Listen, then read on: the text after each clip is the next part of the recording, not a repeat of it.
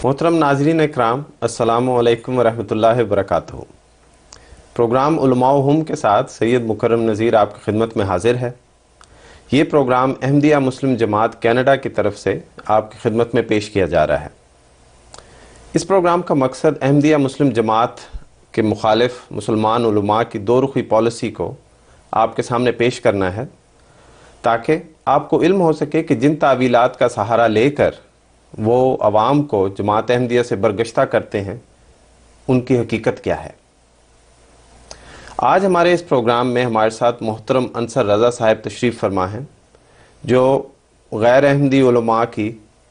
इसी दो रुखी पॉलिसी की एक मिसाल आपके सामने पेश करेंगे। अंसर रज़ा साहब एक सुन्नी घराने में पैदा हुए। सन 1982 में ख़ुद मुताला करके जमात अहमदिया में शमूलियत इख्तियार की। सन 2004 में इन्होंने अपनी ज़िंदगी इस्लाम और अहमदियत के लिए वक्फ़ की और अब ये बतौर एक मुहक्किक इस्लाम और अहमदियत की खिदमत में अपना वक्त सर्फ करते हैं। इनके कई मज़ामीन और कुतुब छप चुके हैं। सुल्तान नसीर इनकी उर्दू की किताब है और इरशाद मांझी अनदर पॉन एडवांस्ड अंग्रेज़ी की किताब शाया हो चुकी है। अंसर रज़ा साहब, आज के प्रोग्राम में अस्सलाम वालेकुम रहमतुल्लाह। जी वालेकुम सलाम रहमतुल्लाह वबरकातुहू। अंसर साहब, आज हमारे सामीन, हमारे हाजरीन के सामने आप क्या पेश कर रहे हैं? जी मुकर्रम साहब, एक शेर है कि तुम्हारी जुल्फ़ में पहुंची तो हुस्न कहलाई, जी वो तीरगी जो मेरे नामाए स्याह में थी। ये शेर उस वक़्त पढ़ा जाता है जब एक शख्स किसी बात को अपने लिए तो जायज़ और पसंदीदा करार दे रहा हो, लेकिन उसी बात को वो दूसरों के लिए नाजायज़ और हराम करार दे। मुसलमान उलमा के बहुत सी फतावा और उनके बयानात ऐसे हैं जो इस शेर के हस्ब हाल ठहरते हैं। जमात इस्लामी के बानी जनाब अबुल आला मौदूदी साहब ने जमात अहमदिया के ख़िलाफ़ एक किताबचा ख़त्म नबूवत के नाम से तहरीर फरमाया। उसमें उन्होंने जहाँ दीगर दलाइल अपने ख़त्म नबूवत की तशरीह के हक़ में लिखे, वहाँ पे उन्होंने एक ख़ुद साख्ता तशरीह अपनी की और उस दलील का, उस तशरीह का उन्वान उन्होंने रखा कि नई नबूवत अब उम्मत के लिए रहमत नहीं बल्कि लानत है। और उसके ज़ेर उन्वान उन्होंने लिखा कि चूँकि हर नबी के आने से उसकी कौम में कुफ़र और ईमान की कशमकश पैदा हो जाती है। ऐसे दो ग्रोह बन जाते हैं, जिसमें से एक ग्रोह जो है वो ईमान लाने वाला और एक ग्रोह इनकार करने वाला होता है। तो चूँकि उसके वजह से उम्मत में एक तफरका पैदा हो जाता है, कुफ्र और ईमान की कशमकश पैदा हो जाती है। इसलिए अल्लाह ताला ने ख़त्म नबूवत के ज़रिए यानी नबूवत का अख्तिताम करके अब मुसलमानों को इस कशमकश से महफूज कर दिया, उससे बचा लिया। चुनांचे उन्होंने लिखा, मैं आपकी खिदमत में ये पेश करता हूँ, रिसाला ख़त्म नबूवत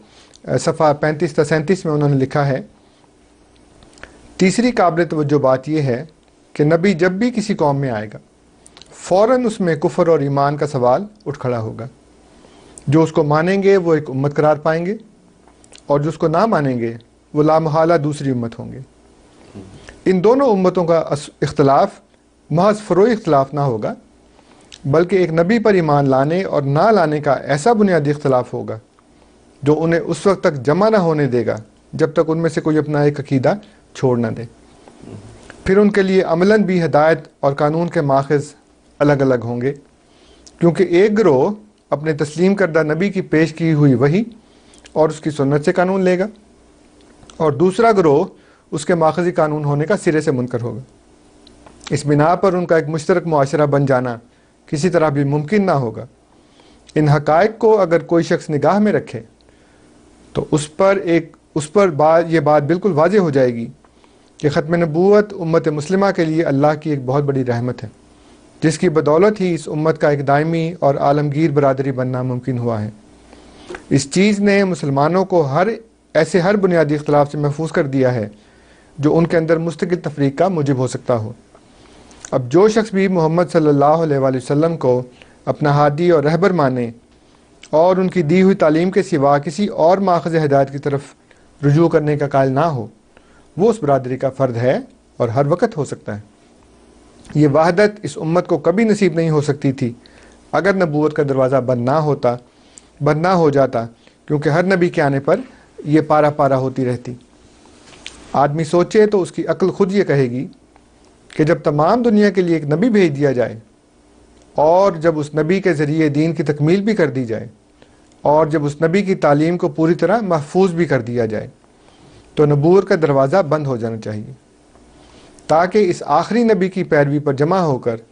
تمام دنیا میں ہمیشہ کے لیے اہل ایمان کی ایک ہی امت بن سکے، اور بلا ضرورت نئے نئے نبیوں کی آمد سے اس امت میں بار بار تفرقہ نہ برپا ہوتا رہے۔ اس میں بہت سی باتیں جو سوچنے کے لائق ہیں کہ دین کی تکمیل ہو، نبی کی تعلیم محفوظ ہو، اور بلا ضرورت، گویا ضرورت کا فیصلہ اب یہ خود کریں گے، خدا کو بتائیں گے کہ کب ضرورت ہے کب نہیں ہے۔ تو لکھتے ہیں کہ بلا ضرورت نئے نئے نبیوں کی آمد سے اس امت میں بار بار تفرقہ نہ برپا ہوتا رہے، نبی خاصلی ہو یا بروزی، امتی ہو یا صاحب شریعت اور صاحب کتاب۔ بہرحال جو شخص نبی ہوگا اور خدا کی طرف سے بھیجا ہوا ہوگا، اس کے آنے کا لازمی نتیجہ یہ ہوگا کہ اس کے ماننے والے ایک امت بنے اور نہ ماننے والے کافر قرار پائیں۔ یہ تفریق اس حالت میں تو ناگزیر ہے جبکہ نبی کے بھیجے جانے کی فی الواقع ضرورت ہو، وہی بات، مگر جب اس کے آنے کی کوئی ضرورت باقی نہ رہے تو خدا کی حکمت اور اس کی رحمت سے یہ بات قطعی بعید ہے کہ وہ خام خواہ اپنے بندوں کو کفر اور ایمان کی کشمکش میں مبتلا کرے اور انہیں کبھی ایک امت نہ بننے دے۔ لہٰذا جو کچھ قرآن سے ثابت ہے اور جو کچھ سنت اور اجماع سے ثابت ہے، عقل بھی اس کو صحیح تسلیم کرتی ہے، اور اس کا تقاضا بھی یہی ہے کہ اب نبوت کا دروازہ بند ہی رہنا چاہیے۔ انصر صاحب، اس اقتباس جو آپ نے پڑھا ہے، اس میں جو مودودی صاحب نے ذکر کیا ہے کہ نبی کے آنے سے امت یا قوم جو ہے دو گروہوں میں بٹ جاتی ہے، وہ تو ہمیں قرآن کریم سے بھی ملتا ہے۔ سورہ صف کی آیت نمبر 15 میں اللہ تعالیٰ فرماتا ہے، پس بنی اسرائیل میں سے ایک گروہ ایمان لے آیا اور ایک گروہ نے انکار کر دیا۔ لیکن یہ جو انہوں نے بیان فرمایا ہے کہ نبوت کے اختتام سے مسلمانوں میں کوئی تفرقہ نہیں پیدا ہوا، یہ بات کوئی محل نظر نہیں ہے، اس پہ کچھ آپ روشنی ڈالیں گے؟ جی بالکل، آپ نے درست فرمایا، یہ بات بالکل ٹھیک ہے کہ نبی کی آمد سے مومنین اور مکفرین کے دو گروہ بن جاتے ہیں، جیسے اللہ تعالیٰ نے حضرت عیسیٰ علیہ السلام کے اس واقعے میں فرمایا کہ جب انہوں نے آ کر بنی اسرائیل کو اپنی تعلیم پیش کی تو کچھ نے مانا کچھ نے نہیں مانا، اور ہر نبی کے ساتھ ایسا ہی ہوتا ہے۔ لیکن سوال یہ ہے کہ کیا سیدنا حضرت مسیح موعود علیہ السلام کی آمد سے پہلے مسلمانوں میں کوئی ایسی تفریق نہیں تھی، کوئی ایسا اختلاف نہیں تھا جس نے ان کو بنیادی طور کے اوپر گروہوں میں تقسیم نہ کر دیا ہو؟ مسلمانوں میں حضور کی آمد سے پہلے شیعہ اور سنی کی بہت بڑی بڑی تقسیمیں ہیں جن کے اندر بنیادی اختلاف ہے، اور دونوں گروہ ایک دوسرے کے ساتھ کسی بھی باہم عقیدے پہ ملنے کو تیار نہیں ہیں۔ پھر جماعت احمدیہ کے قیام کے بعد مسلمانوں میں مزید تقسیمیں ہوتی رہیں، اور گروہ در گروہ اور فرقہ در فرقہ بنتا چلا جا رہا ہے، اور نہ صرف مذہبی طور پر، سیاسی طور پر، ہر طریقے سے مسلمانوں میں اختلاف پیدا ہوتے چلے جا رہے ہیں۔ لہٰذا یہ کہنا کہ مسلمانوں کے اندر کوئی اختلاف نہیں ہے بنیادی طور کے اوپر، اور ہم پوری طرح سے ایک متحدہ اور ایک عالمگیر امت ہے، یہ سوائے لوگوں کی آنکھوں میں دھول جھونکنے اور غلط بیانی کے اور کوئی بات نہیں ہے۔ اس اقتباس میں جو آپ نے ہمارے ناظرین کے سامنے پیش کیا، آپ نے یہ فرمایا ہے کہ جب نئی نبوت آتی ہے تو اس کا ماخذ قانون جو ہے وہ بالکل الگ ہوتا ہے، جس کی وجہ سے جو قوم ہوتی ہے وہ بٹ جاتی ہے، کچھ پچھلے کو مانتی، کچھ نئے کو۔ اور اس میں یہ تاثر دینے کی کوشش کی ہے کہ جماعت احمدیہ جو ہے اس کا ماخذ قانون بھی قرآن کریم یا حدیث نہیں ہے، بلکہ وہ کسی اور چیز پہ بنا کرتی ہے۔ اس حوالے سے آپ کیا کہتے ہیں؟ جی یہ بھی دھوکہ دہی اور غلط بیانی کی ایک اور اعلیٰ مثال ہے۔ انبیاء کی تاریخ اس بات پر گواہ ہے کہ ہر نبی نئی شریعت لے کر نہیں آتا۔ بنی اسرائیل میں بے شمار ایسے انبیاء تشریف لائے جن کو اللہ تعالیٰ نے کوئی نئی شریعت نہیں دی، اور وہ تورات کے مطابق ہی فیصلے کرتے رہے، جیسا کہ اللہ تعالیٰ فرماتا ہے سورہ المائدہ میں آیت نمبر 45 میں کہ انا انزلنا التوراۃ فیہا ھدی و نور یحکم بہا النبیون، کہ ہم نے تورات اتاری، اس میں ہدایت بھی تھی اور نور بھی، اور انبیاء اس کے مطابق فیصلے کرتے تھے۔ تو بے شمار انبیاء بنی اسرائیل میں ایسے آئے ہیں جن کے پاس کوئی نئی شریعت نہیں تھی، کوئی نیا قانون نہیں تھا، ان سب کا ماخذ قانون ایک ہی تھا اور وہ تورات تھی۔ لہٰذا یہ کہنا کہ ہر نبی نئی شریعت لے کر آتا ہے اور اس کا ماخذ قانون اور اس کے ماننے والوں کا ماخذ قانون پچھلے نبی کی شریعت سے اور ان کے ماخذ قانون سے مختلف ہوتا ہے، یہ بالکل غلط بات ہے۔ تاریخ اور جو ہمارا طرز عمل ہے جماعت احمدیہ کا پچھلے 100 سال سے زائد کا، وہ اس بات پر گواہ ہے کہ جماعت احمدیہ مسلمانوں کو سوائے قرآن اور حدیث کے، جس کو کتاب و سنت بھی کہتے ہیں، اس کے علاوہ ہم نے کبھی کسی کو کسی دوسری چیز کی طرف دعوت نہیں دی۔ مودودی صاحب کے اس اقتباس میں ایک اور چیز جو انہوں نے کہی ہے کہ چونکہ دین مکمل ہو گیا اس لیے اب کسی نئی نبوت کی ضرورت نہیں رہی۔ مودودی صاحب لکھتے ہیں اور میں آپ کے سامنے پڑھ کے سناتا ہوں، وہ فرماتے ہیں یہ تفریق اس حالت میں تو ناگزیر ہے جبکہ نبی کے بھیجے جانے کی فی الواقع ضرورت ہو، مگر جب اس کے آنے کی کوئی ضرورت باقی نہ رہے تو خدا کی حکمت اور اس کی رحمت سے یہ بات قطعی بعید ہے کہ وہ خواہ مخواہ اپنے بندوں کو کفر و ایمان کی کشمکش میں مبتلا کرے اور انہیں کبھی ایک امت نہ بننے دے۔ اس کے بارے میں کچھ ارشاد فرمائیے گا۔ جی، جیسا کہ میں نے ابھی عرض کیا ہے، اور مجھے بڑا افسوس ہوتا ہے کہ مجھے بار بار ایسے الفاظ استعمال کرنے پڑتے ہیں اور تکرار بھی ہوتی ہے، لیکن مجبوری ہے کہ یہ ناظرین کے سامنے یہ بات رکھیں کہ یہ نقطہ بھی پچھلے نقطوں کی طرح دھوکہ دہی کے اور غلط بیانی کے اور کچھ بھی نہیں ہے۔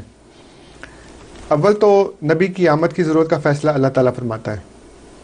اور اللہ تعالیٰ فرماتا ہے قرآن کریم میں کہ اللہ عالم حیث یجل رسالتہ، کہ اللہ تعالیٰ خوب اچھی طرح جانتا ہے کہ وہ اپنی رسالت کو کہاں رکھے گا۔ یہ سورہ انعام کی 125ویں آیت ہے۔ جی، تو یہ ضرورت عدم ضرورت کا فیصلہ کرنے والے ہم نہیں ہیں، اللہ تعالیٰ ہے۔ وہ جانتا ہے کہ اب نبی کو بھیجنا چاہیے اور یہاں نبی کو بھیجنا چاہیے اور اس کو نبی بنانا چاہیے۔ صحیح۔ تو قرآن کریم میں یہ بھی بات بیان ہوئی ہے کہ کفار نے کہا نبی کریم صلی اللہ علیہ وسلم کو کہ ایک تم ہی شخص رہ گئے تھے نبی بننے کے لیے، بڑے بڑے 2 شہروں کے لوگ ہیں، ان میں سے کسی کو بناتا اللہ تعالیٰ۔ تو اللہ تعالیٰ فرماتا ہے کہ کیا یہ تیرے رب کی رحمت کو تقسیم کرنے والے ہیں؟ اس لیے نبی کے آنے کا وقت، نبی کے آنے کا مقام اور نبی کی ذات، یعنی کس کو نبی بنایا جائے، یہ تمام باتیں اللہ تعالیٰ کا اختیار اور استحقاق ہے، اور وہ اس کا فیصلہ کرتا ہے، ہم اس کا فیصلہ نہیں کر سکتے۔ لیکن خود اس کتابچے میں جو ختم نبوت کا کتابچہ ہے، اس میں مودودی صاحب نے آگے چل کر ایسی احادیث پیش کی ہیں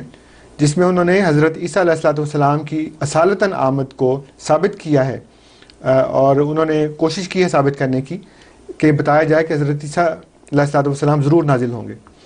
تو جس ضرورت کے تحت حضرت عیسیٰ علیہ السلام نازل ہوں گے، اسی ضرورت کو پورا کرنے کے لیے بانی جماعت احمدیہ سیدنا حضرت مرزا غلام احمد قادیانی علیہ السلام تشریف لائے ہیں۔ اگر نبی کی ضرورت نہیں ہے تو پھر ان کو بھی نہیں آنا چاہیے، لیکن اگر ایک نبی کی ضرورت ہے اور آپ اس کا آنا ثابت کر رہے ہیں، تو وہی ضرورت ہے جس کو پورا کرنے کے لیے سیدنا مسیح موعود علیہ السلام جو ہیں وہ تشریف لائیں۔ جہاں تک اس میں دین کی تکمیل اور نبوت کی ضرورت کا سوال ہے، تو جیسے میں نے عرض کیا بنی اسرائیل اور تورات کی مثال کا، کہ اسی میں اللہ تعالیٰ قرآن کریم میں ایک جگہ یہ بھی ارشاد فرماتا ہے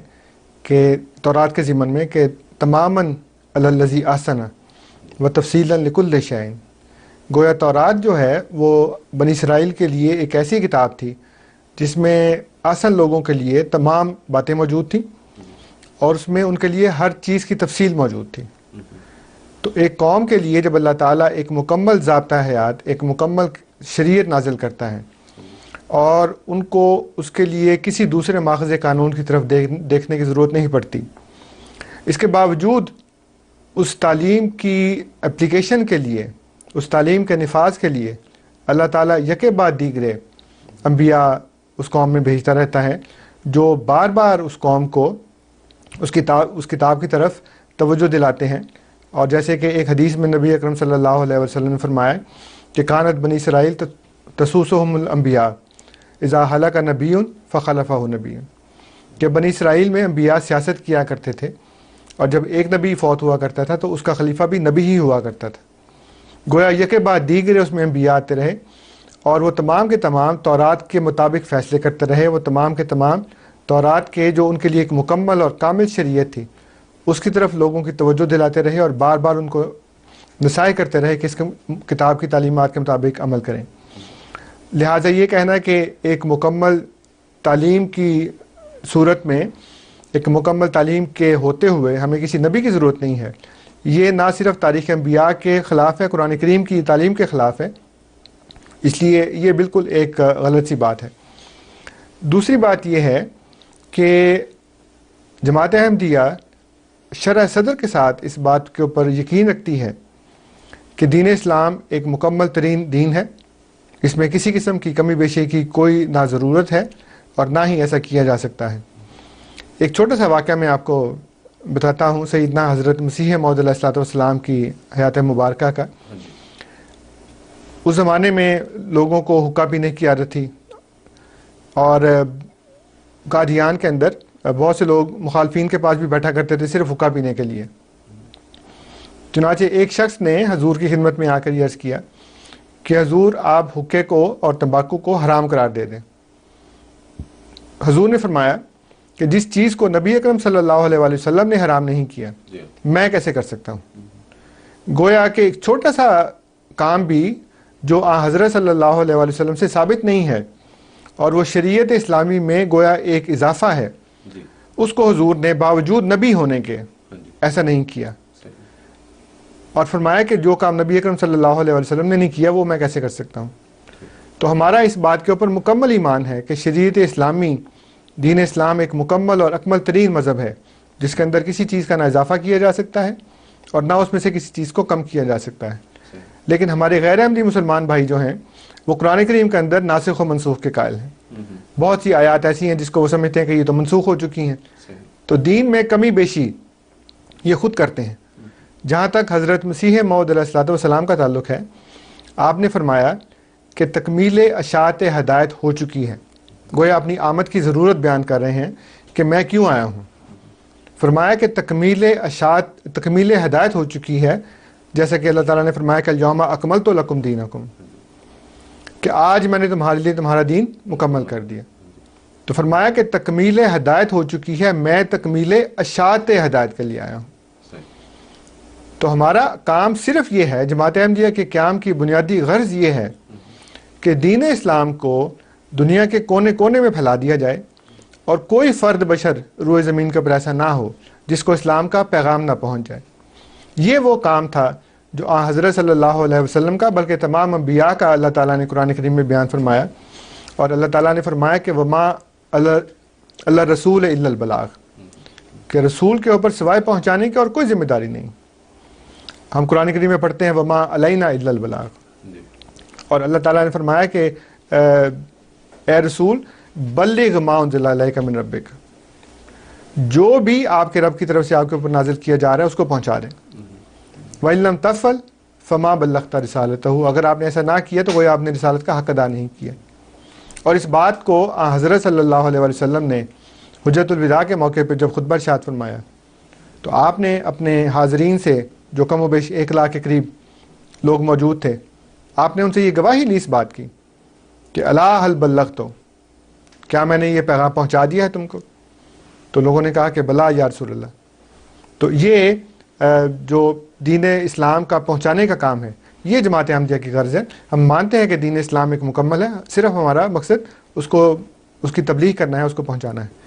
اب تک تو ہم نے مودودی صاحب کا جو کتابچہ ہے ختم نبوت، اس کے اقتباس کا اسلامی تعلیمات اور عقل سلیم کے خلاف ہونا ثابت کیا ہے۔ اب یہ بیان فرمائیے کہ کیا مودودی صاحب کا کوئی ایسا بیان ہے، کوئی ایسی تحریر ہے، کوئی ایسا مضمون ہے جو اس اقتباس جو آپ نے ہمارے ناظرین کے سامنے پیش کیا ہے اس سے تضاد ہو اور اس نظریے کے خلاف ہو جو انہوں نے مسلمانوں کو آزمائش میں ڈالنے اور کفر اور ایمان کی کشمکش سے بچانے اور اس کے اتحاد کو پارا پارا ہونے سے بچانے کے لیے جو انہوں نے پیش کیا کہ اللہ تعالیٰ نبوت نہیں بھیجے گا؟ جی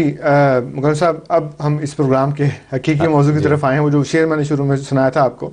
کہ تمہاری زلف میں پہنچی تو حسن کہلائی، وہ تیرگی جو میرے نامہ سیاہ میں تھی۔ جب ایک شخص اللہ تعالیٰ سے علم پا کر اور اس کی وحی کے ماتحت یہ دعویٰ کرتا ہے کہ اللہ تعالیٰ نے اس کو نبوت سے سرفراز کیا ہے اور اللہ تعالیٰ نے اس کو دین اسلام کے، حقیقی دین اسلام کے قیام کے لیے مبعوث فرمایا ہے، تو اس سے یہ کہنا شروع کر دیں کہ اب اس سے امت کا اتحاد جو ہے وہ پارا پارا ہو جائے گا، کفر اور اسلام کی کشمکش پیدا ہو جائے گی، ماننے والے مومنین ہوں گے، نہ ماننے والے کافر ہوں گے، اور ان دونوں گروہوں کا تصادم ہوگا آپس میں، اور اس سے ہم جو متحد امت ہے وہ ٹکڑے ٹکڑے ہو جائے گی. لیکن دلچسپی اور بلکہ حیرت کی بات ہے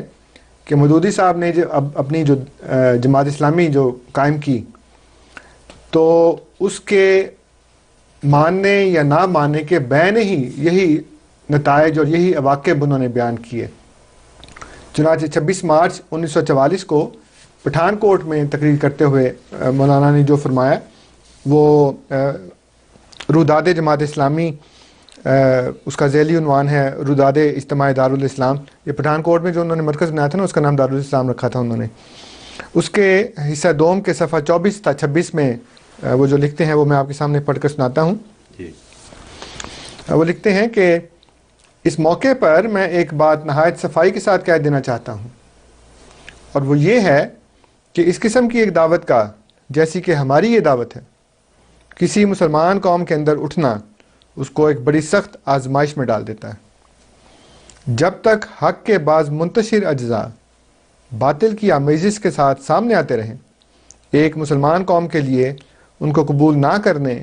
اور ان کا ساتھ نہ دینے کا ایک معقول سبب موجود رہتا ہے اور اس کا عذر مقبول ہوتا رہتا ہے. مگر جب پورا حق بالکل بے نقاب ہو کر اپنی خالص صورت میں سامنے رکھ دیا جائے اور اس کی طرف اسلام کا دعویٰ رکھنے والی قوم کو دعوت دی جائے، تو اس کے لیے ناگزیر ہو جاتا ہے کہ یا تو اس کا ساتھ دے اور اس خدمت کو انجام دینے کے لیے اٹھ کھڑی ہو جو امت مسلمہ کی پیدائش کی ایک ہی غرض ہے، یا نہیں تو اسے رد کر کے وہی پوزیشن اختیار کر لیں جو اس سے پہلے یہودی قوم اختیار کر چکی ہے. ایسی صورت میں ان دو راہوں کے سوا کسی تیسری راہ کی گنجائش اس قوم کے لیے باقی نہیں رہتی. یہ عین ممکن ہے کہ اس دو ٹوک فیصلے میں اللہ تعالیٰ اپنے فضل و کرم سے مسلمانوں کو ڈھیل دے اور اس نوعیت کی یکے بعد دیگرے کئی دعوتوں کے اٹھنے تک دیکھتا رہے کہ وہ ان کے ساتھ کیا روش اختیار کرتے ہیں. لیکن بہرحال اس دعوت کی طرف سے منہ موڑنے کا انجام آخرکار وہی ہے جو میں نے آپ سے عرض کر دیا. غیر مسلم اقوام کا معاملہ اس سے مختلف ہے، لیکن مسلمان اگر حق سے منہ موڑیں اور اپنے مقصد وجود کی طرف صریح دعوت سن کر الٹے پاؤں پھر جائیں تو یہ وہ جرم ہے جس پر خدا نے کسی نبی کی امت کو معاف نہیں کیا ہے. اب چونکہ یہ دعوت ہندوستان میں اٹھ چکی ہے، اس لیے کم از کم ہندی مسلمانوں کے لیے آزمائش کا وہ خوفناک لمحہ آ ہی گیا ہے. رہے دوسرے ممالک کے مسلمان تو ہم ان تک اپنی دعوت پہنچانے کی تیاری کر رہے ہیں. اگر ہمیں اس کوشش میں کامیابی ہو گئی تو جہاں جہاں یہ پہنچے گی وہاں کے مسلمان بھی اسی آزمائش میں پڑ جائیں گے. میں یہ دعویٰ کرنے کے لیے تو کوئی بنیاد نہیں رکھتا کہ یہ آخری موقع ہے جو مسلمانوں کو مل رہا ہے. اس کا علم صرف اللہ کو ہے. ممکن ہے ابھی کچھ اور مواقع مسلمانوں کے لیے مقدر ہوں، لیکن قرآن کی بنیاد پر میں اتنا ضرور کہہ سکتا ہوں کہ مسلمانوں کے لیے یہ وقت ہے ایک نازک وقت. اب اس اقتباس میں چند باتیں آپ ملاحظہ فرمائیں کہ جس سبب سے انہوں نے جماعت احمدیہ کی اور بانی جماعت احمدیہ علیہ الصلوۃ والسلام کے دعوے کی تکفیر کی اور اس کو امت کے لیے رحمت نہیں بلکہ لعنت قرار دیا، اس میں ہم نے یہ دیکھا کہ انہوں نے کہا کہ ایک تو بات یہ ہے کہ کفر اور اسلام کی کشمکش پیدا ہو جائے گی، دو گروہ بن جائیں گے، ایک مومن ہوگا اور ایک کافر ہوگا، اور امت کا اتحاد جو ہے وہ پارا پارا ہو جائے گا. گویا ایک نبی کے آنے سے اچھے خاصے کلمہ گو لوگ جو ہیں وہ کافر قرار پائیں گے جو اس کو نہیں مانیں گے. اس میں وہ جو بات کرتے ہیں وہ کہتے ہیں کہ ایک مسلمان قوم کے لیے ان کو قبول کرنے اور نہ کرنے، ہاں یہاں لکھتے ہیں کہ اور اس کی طرف اسلام کا دعویٰ رکھنے والی قوم کو دعوت دی جائے. اب ابھی آپ نے ان کے کفر اور اسلام کا فیصلہ نہیں کیا اور آپ ان کو حقیقی مسلمان بھی نہیں مان رہے. آپ کہہ رہے ہیں اسلام کا دعویٰ رکھنے والی قوم، یہ نہیں کہہ رہے کہ وہ مسلمان ہیں. اور پھر آگے کہہ رہے ہیں کہ یا تو اس کا ساتھ دے یا اسے رد کر کے وہی پوزیشن اختیار کر لے جو اس سے پہلے یہودی قوم اختیار کر چکی ہے. مطلب یہ ہے کہ یہ جماعت اسلامی ہے، تم اسلام کا دعویٰ رکھنے والی قوم ہو، پتہ نہیں مسلمان ہو کہ نہیں. اگر تم نے اس کو مانا تو گویا تم نے اپنے مقصد پیدائش کو حاصل کر لیا، اس کے مطابق کام کر لیا. اور اگر تم نے میری جماعت اسلامی کی دعوت کا انکار کیا تو تم میں اور یہودیوں میں کوئی فرق نہیں باقی رہ جائے گا. تو اپنے ہاتھ سے جماعت اسلامی میں جو شامل نہیں ہوئے لوگ مولانا فضل الرحمان سمیت اور سمیع الحق سمیت اور یہ باقی جتنے بھی شاہ احمد نورانی ہیں اور جتنے بھی شیعہ حضرات ہیں یا اہل حدیث سعادت میر صاحب جتنے بھی حضرات ہیں وہ سب کو انہوں نے یہودی قرار دے دیا کہ جو میرے ساتھ ہے وہ مسلمان ہے، جو میرے ساتھ نہیں ہے وہ یہودی ہے. تو یہ تو ان کا نیا نظریہ نہیں ہے، وہ بار بار بیان کر چکے ہیں. ان کی ایک بہت مشہور تحریر ہے مسلمان اور موجودہ سیاسی کشمکش. اس کے حصہ سوم کے صفحہ 105 اور 106 پہ ان کا ایک چھوٹا سا اقتباس ہے، میں پڑھ کے سناتا ہوں آپ کو. وہ کہتے ہیں کہ یہ انبوہ عظیم جس کو مسلمان کہا جاتا ہے، اس کا حال یہ ہے کہ اس کے 999 فی ہزار افراد نہ اسلام کا علم رکھتے ہیں، نہ حق و باطل کی تمیز سے آشنا ہیں، نہ ان کا اخلاقی نقطہ نظر اور ذہنی رویہ اسلام کے مطابق تبدیل ہوا ہے. باپ سے بیٹے اور بیٹے سے پوتے کو بس مسلمان کا نام ملتا چلا آ رہا ہے، اس لیے یہ مسلمان ہے. نہ انہوں نے حق کو حق جان کر اسے قبول کیا ہے،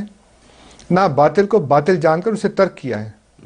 ان کی کثرت رائے کے ہاتھ میں باغیں دے کر اگر کوئی شخص یہ امید رکھتا ہے کہ گاڑی اسلام کے راستے پر چلے گی تو اس کی خوش فہمی قابل داد ہے. اور آگے لکھتے ہیں کہ یہاں جس قوم کا نام مسلمان ہے وہ ہر قسم کے رتب و یابت سے بھری ہوئی ہے. کریکٹر کے اعتبار سے جتنے ٹائپ کافروں میں پائے جاتے ہیں اتنے ہی اس قوم میں بھی موجود ہیں. گویا بات یہ ہے کہ جب جماعت احمدیہ کے بانی علیہ الصلوۃ والسلام نبوت کا دعویٰ کریں تو آپ کو اتحاد امت پارا پارا ہوتا دکھائی دے، اور جب آپ نبوت کا دعویٰ کیے بغیر، مسیحیت کا دعویٰ کیے بغیر لوگوں کے سامنے اپنی دعوت رکھیں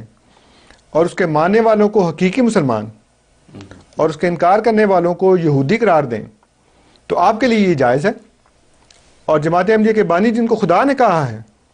ان کے لیے یہ بات ناجائز ہے. تو یہ وہی بات ہے جو میں نے شروع میں آپ سے عرض کیا تھا شعر کی صورت میں کہ تمہاری زلف میں پہنچی تو حسن کہلائی، وہ تیرگی جو میرے نام آئے سیاہ میں تھی. تو یہ ہمارے جو غیر احمدی مسلمان علماء ہیں ان کی بہت سی تضاد بیانیاں اور دو رخی پالیسیاں جو ہیں وہ ہم نے پچھلے بھی ایک پروگرام میں علماء میں پیش کی تھیں، اور یہ جیسے کہ آپ نے بتایا کہ آج اس کی دوسری کڑی ہے. تو انشاءاللہ تعالیٰ کوشش کریں گے کہ اور بھی اس طرح کی باتیں جو ہیں وہ لوگوں کے سامنے رکھیں تاکہ ہمارے ناظرین کو پتہ لگے کہ جن علماء کو فالو کر کے وہ جماعت احمدیہ کا انکار کر رہے ہیں یا اس کی طرف سے مخالفانہ رویہ اختیار کیا ہوا ہے،